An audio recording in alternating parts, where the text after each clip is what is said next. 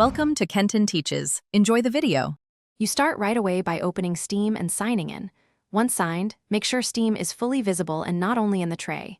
You must close other Steam instances so settings apply consistently. Now go to Library, find the game you want to stop auto updates for, right-click it and select Properties. In the Properties window, switch to the Updates tab. This is where you control auto-update behavior. Don't skip this step because it's the central control point. Once in the Updates tab, set the drop-down to only update this game when I launch it.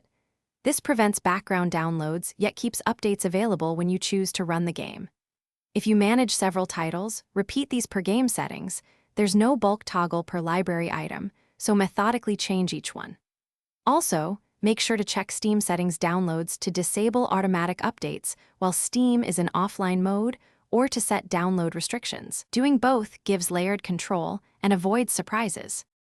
You finish by restarting Steam so the changes take effect and any queued updates are halted. Once done, monitor downloads to confirm nothing resumes. If a game still updates, look for client overrides. Steam Beta, Shared Library, or Cloud Sync can force downloads. Disable those features temporarily.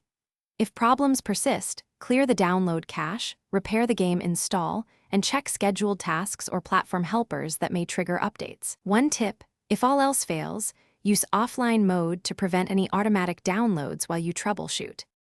Thanks for watching. Please subscribe if this video was helpful.